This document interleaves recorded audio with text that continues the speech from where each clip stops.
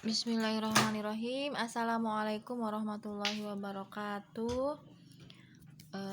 Kali ini akan mereview materi proyek IPAS semester ganjil, yaitu tema 1 membahas tentang mitigasi kebakaran. Nanti adalah pengertian dari di sini bencana menurut peraturan pemerintah nomor 21 tahun 2008. Jadi bencana itu adalah peristiwa atau rangkaian peristiwa yang mengancam dan mengganggu kehidupan dan penghidupan masyarakat yang disebabkan baik oleh faktor alam dan atau faktor non alam maupun faktor manusia, sehingga mengakibatkan timbulnya korban jiwa manusia, kerusakan lingkungan, kerugian harta benda, dan dampak psikologis. Nah, kemudian berkaitan dengan korsleting banyak menyebabkan terjadinya kebakaran ya. Apa itu korsleting? Jadi korsleting itu adalah hubungan singkat di mana terjadi karena terhubungnya kutub positif atau lain dengan kutub negatif ground tanpa ada hambatan atau beban. Nah, hubungan singkat ini menyebabkan hambatan atau beban mendekati nol ya. Nah, kalau lihat dari persamaan energinya itu maka akan sangat besar ya energi yang ditimbulkan oleh korsleting. Hal tersebut akan menimbulkan panas yang sangat besar yang dapat membakar isolasi kabel ya. Kemudian proses pembakaran juga itu adalah berkaitan dengan reaksi eksoterm, di mana pembakaran dapat didefinisikan sebagai proses atau reaksi oksidasi yang sangat cepat antara bahan bakar dan oksidator dengan menimbulkan panas atau nyala dan panas. Bahan bakar merupakan segala substansi yang melepaskan panas ketika dioksidasi dan secara umum mengandung unsur-unsur karbon, hidrogen, oksigen, nitrogen, dan sulfur. Kemudian dalam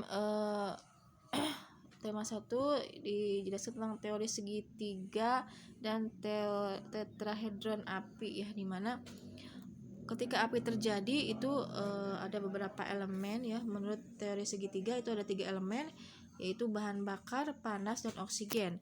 Menurut teori tetrahedron itu ada 4 elemen yang menyebabkan api. Yang pertama adalah bahan bakar, panas, oksigen, dan reaksi kimia berantai. Kemudian tema 2 itu tentang pengelolaan limbah.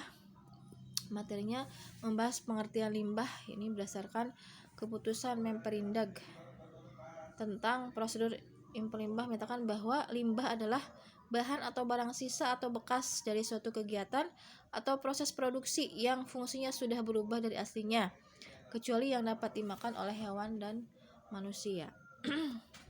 Kemudian jenis-jenis limbah, yang pertama berdasarkan senyawanya itu ada limbah organik, ada limbah anorganik, ada limbah B3. Dengan ini contoh masing-masing yang berbeda. Limbah organik itu berkaitan dengan makhluk hidup ya, sisa-sisa makanan, kulit sayur-sayuran, buah-buahan, kotoran manusia atau kotoran hewan ya. Kalau limbah anorganik itu yang tidak bisa diuraikan seperti sisa sabun cuci, baju atau piring ya, botol minuman bekas, kantong plastik, dan lain-lain. Untuk limbah B3 itu adalah bahan yang berbahaya dan beracun, contohnya yang mengandung sianida, fenol, pestisida, sulfida, dan lain-lain. Kemudian limbah berdasarkan wujudnya itu ada limbah cair ya, tadi contohnya ada sabun, ada deterjen.